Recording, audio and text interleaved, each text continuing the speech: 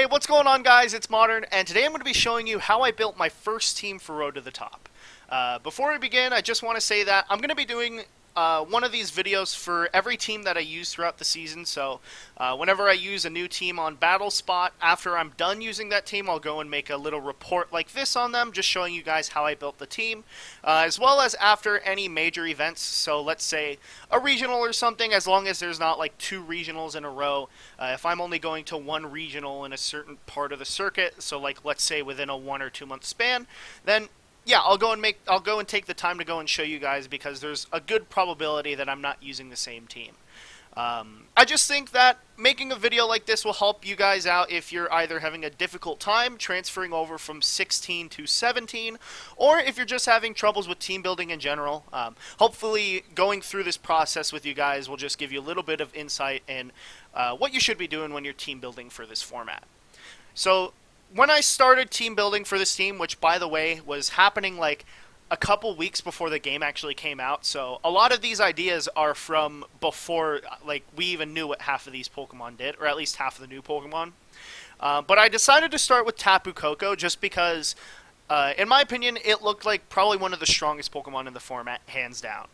Electric Fairy typing is very, very strong. There's not very many Pokemon that can resist both of those attacks. And from what we knew, it had access to a bunch of different special moves, like Grass Knot. Also had access to the hidden powers, which meant that it could easily go and cover the Pokemon that it couldn't really hit very hard. So I knew that Tapu Koko was going to be strong, and I thought it'd be a very good place just to start building for the format.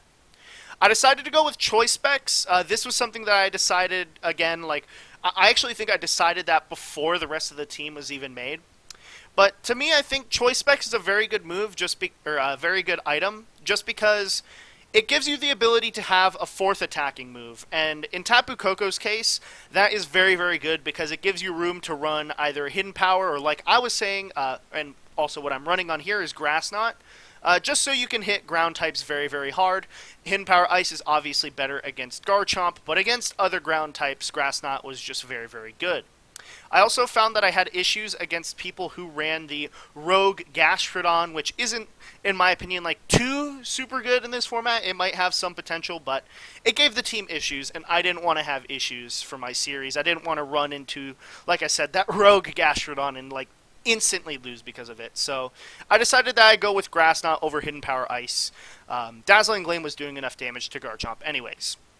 It also gave me the ability to generate a lot of momentum with the team by going for Choice Specs Volt Switch. Tapu Koko in a lot of cases has issues with staying in. Let's say someone has a Garchomp in at the same time as your Tapu Koko.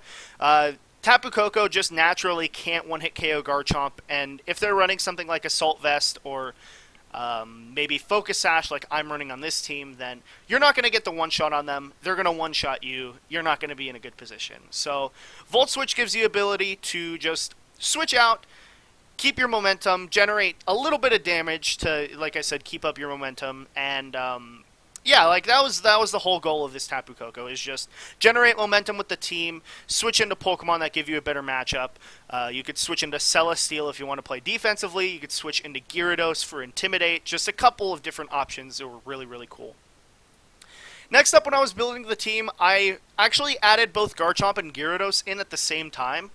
I realized that electric, ground, and water typing attacks were just very, very good in the format. From the Pokemon that we knew that were either released or leaked, just based on the early info we got, I guess, it seemed like that sort of core would work very well, so that's why I decided to go with them.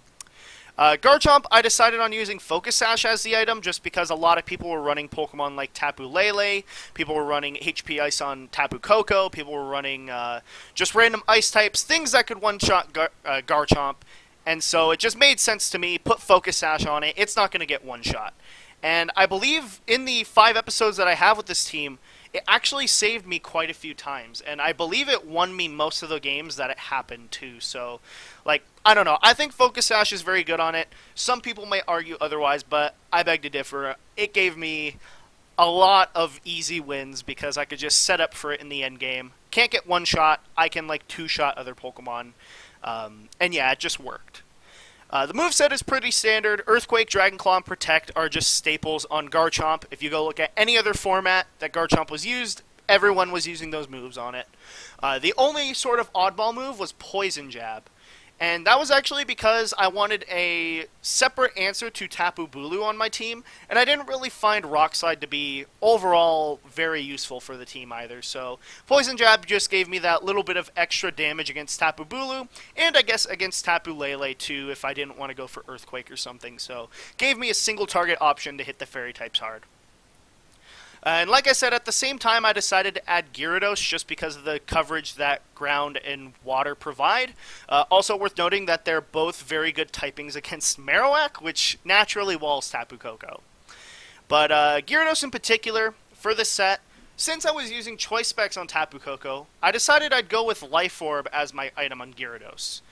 At the time when I was deciding the item, a lot of people were running the Water Z move on Gyarados, but to me, it just felt like I had Life Orb free.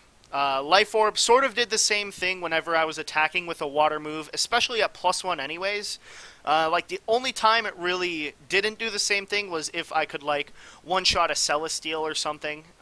Or, like, if I didn't need to boost for something. So, let's say against Marowak, the Z move can KO 100% of the time. Life Orb Waterfall is something like a roll, like a 50-50, but it's still pretty good in my opinion. And like I said, overall, I think it sort of played the same role. The difference, though, is that Life Orb gave me the extra damage on Ice Fang, which was, again, just like the reason I have Poison Jab on Garchomp, it gave me another way to hit Tapu Bulu, which is just sort of an irritating mon to deal with in general, and I think it ended up paying off a lot in the end. Next up, I knew that I needed a Pokemon that could easily switch in defensively. There's a lot of Pokemon that hit very hard in this format, and a lot of those Pokemon are very good against Tapu Koko, Garchomp, and Gyarados. So I decided Celesteal is probably like one of the best Pokemon in this format, just because it's so this was insane when I was building this team, but like it seemed insane to me. A Steel Flying type with Leech Seed and access to Flamethrower. It basically covers things that Garchomp and Tapu Koko can't hit sometimes, and it has that stall sort of defensive aspect, and I really, really liked it. The spread is a little bit different on this. Obviously, it's not like the others where it's just sort of max or whatever. On this Celesteal set, it survives Xurkitry's Thunderbolt, Modest Thunderbolt, not including any modifiers, so that's not including like Life Orb or Choice Specs or Electric Terrain. It's only just regular Modest Xurkitry, but it survives at 100% of the time, barring crits, and I just thought that was a useful calculation to aim for, especially since, again, this team was built when the format was just coming out, so I just wanted to sort of prepare for everything. Now, for the special attack, I don't think it really picks up any specific one-hit knockouts or two-hit knockouts. I think it might be good, or it might get a good roll to two-hit KO Tapu Lele, but other than that, I'm not really sure off the top of my head what it's supposed to do. If anything, I think that's just sort of dumped special attack, so like, I knew what my special defense and HP were going to be. I had a good idea of what speed I wanted, so I just put the rest in special attack. And then the speed is also there just so I can outspeed other Celesteal and get Leech Seed off before they potentially go for Substitute. And it also gave me the extra utility of being able to break their Substitutes with Flamethrower before they could go and make a move. So just overall, like, it was really meant just as a defensive Pokemon, and a couple of things were modified with it just to make it a little bit better in the Celestial Mirror.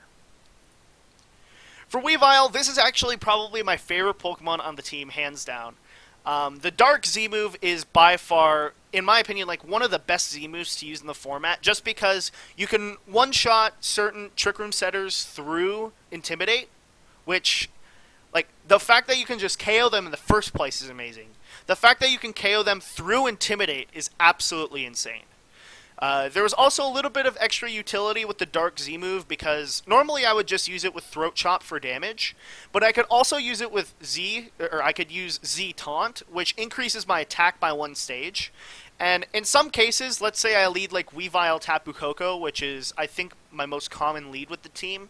Someone might switch in Marowak, and let's say they lead like a Porygon or something. I can go for Z Taunt on Porygon. Their Marowak will switch in. It'll take an Electric type attack. but I'll be able to one-shot the Marowak next turn with Throat Chop. So just a little bit of extra utility that I really, really liked with Weavile. Just as an added side note, Weavile was also good defensively because I could switch it into Tapu Lele's Psychic. Although it's a little bit of a risky move because someone could just easily go for Moonblast to cover the switch, there are some cases where switching in even a frail Dark type can be very good against Tapu Lele. The moveset is pretty standard. Icicle Crash is just its standard ice move. Throat Chop is there just as a standard dark move. I added Taunt to help deal with Trick Room. I honestly, Weavile is so frail that I really wouldn't care to have Protect anyways. So I think Taunt is just better for that last slot. Protect doesn't really do anything. There's very few situations where you actually want to Protect with Weavile instead of just attacking and getting KO'd yourself. And coming up to the last Pokemon, I have Porygon 2. Now, when I added Porygon 2, because it was the last Pokemon that I thought about adding to the team, there were two choices I had in mind for this slot. I either thought about using... I had thought about using either Alolan Marowak, which to me didn't make much sense. It gave me one less Pokemon that I could Earthquake next to, just in case if I needed to. And Marowak also seemed to make the team a little bit weaker against opposing Trick Room teams, especially teams that relied on Porygon 2 a lot and had a good answer to Weavile. Alolan Marowak was, in most cases, weak to the same Pokemon, or it just couldn't do anything to those Pokemon. So I felt that, although Alolan Marowak would have been good, paired next to Tapu Koko and maybe defensively for the team, I just felt that Porygon was bulky. I could attack into it with my own attacks, so Discharge and Earthquake if I needed to. And its coverage was just very good overall. Thunderbolt synergized with Electric Terrain, so I could do a lot of damage to Celesteal. Tri-Attack is just a standard attack, it does damage. Shadow Ball is there to hit Alolan Marowaks, and then Recover is there just to recover off health. Obviously, I don't need Trick Room since none of the Pokemon on my team are particularly slow, so Recover just made the most sense. This is also a pretty interesting spread. I believe the special attack is made so I can two-shot bulky Alolan Marowak with Shadow Ball, and then I believe it's also so I can always one-shot a 4 special defense Gyarados with Thunderbolt, I think. And that actually proved to be very useful in a lot of testing matches, just because a lot of people, not Pokemon, were testing out those two Pokemon, and the fact that Porygon 2 could not only cover for both of them, but also not really take damage from them, it felt very useful for the team, and I think overall, I don't regret using Porygon in this team. Maybe Alolan Marowak would have been a little bit better. A couple of people have been using this team with Marowak over Porygon, so I could understand why people use it, but I didn't really like it at the time. Overall with the team, I enjoyed using it. I think it was a very, very good attempt at a first team for the format. Like I said, I was building it a few weeks before the game came out, just when we knew about some of the leaked stats for Pokemon. It's actually pretty cool to see that a lot of people are using this team too. I know I'm not the person who initially created it, but I was probably the first person to make a video on it, and that sort of makes me excited, just knowing that a lot of people are using something that I didn't think of first, but it was just a good idea that I had, and I know for a fact that it was just really good, solid thought process I had when building the team. And that's pretty much all I have to say about the team, guys. I enjoyed the team. I hope you guys enjoyed watching it. We're going to be moving on to more Road to the Top episodes with a new team that I'm making featuring Tailwind and Politoed. So pretty interesting, two sort of unused things, but hopefully you guys enjoy those when they come out. If you enjoyed this video, or if this helped you out with team building, please go leave a like. Helps me out a lot, helps me know that I'm doing a good job. And if you want to keep up with my content as we head towards the future, make sure to check out my social media and hit subscribe. I'm ModernGamer. Thanks for watching, guys.